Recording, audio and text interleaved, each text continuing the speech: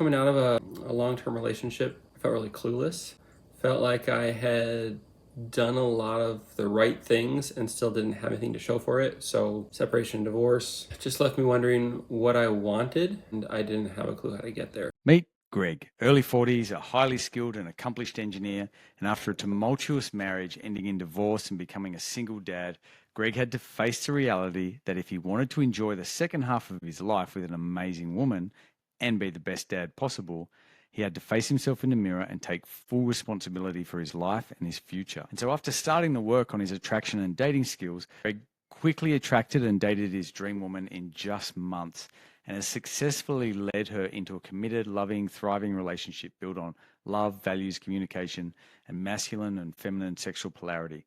No more overthinking, no more people-pleasing or nice guy fears, just grounded masculine attraction and leadership.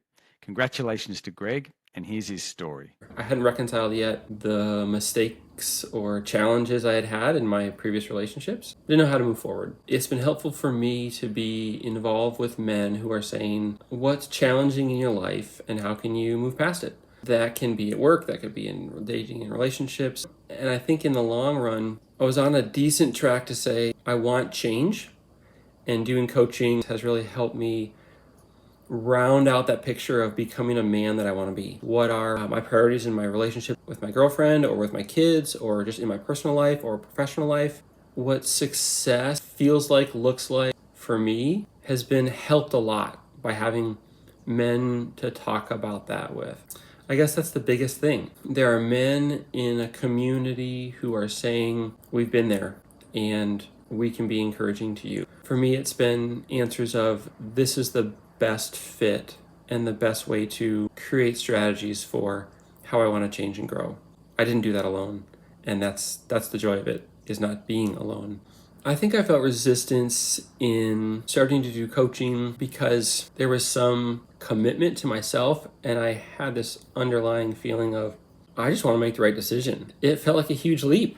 It felt like a big challenge to say, this is worth my time, this is worth my money, this is worth my effort, this is worth consistency, this is worth the challenge. Basically, I didn't have anything to lose. Not because I'd lost everything, but rather I was willing to take a chance on myself and with someone who was heading in the same direction as me, seeing change and growth. It felt like the best option to move toward the results I wanted.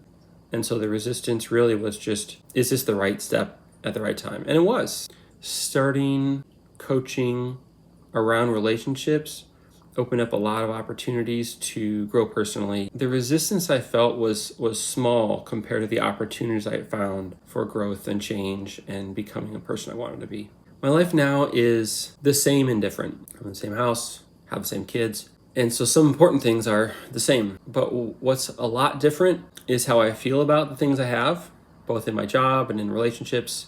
I feel a lot different about myself. Have I become a different person?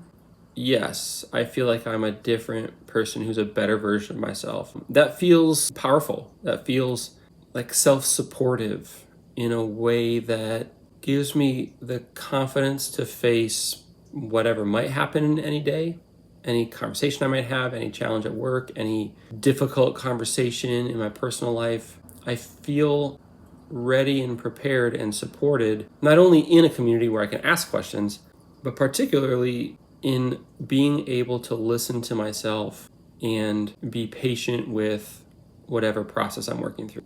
I'm enjoying the direction I'm moving versus wondering what direction I'm in. So less confusion, and I feel more confidence, more peace, definitely more perceptive or more engaged in what's going on with other people, just by way of practicing that for myself and getting feedback around how I show up, how I listen, the feeling of support and encouragement when I have questions, when there are opportunities for change. All of that has been very encouraging. So I've moved from being confused, even clueless about where I wanted my life to go. Was I spiraling after a divorce? Not really. But was I growing? Not really. For me, the change has been moving from a place of confusion into a place of loving my life and accepting that there are challenges that always happen.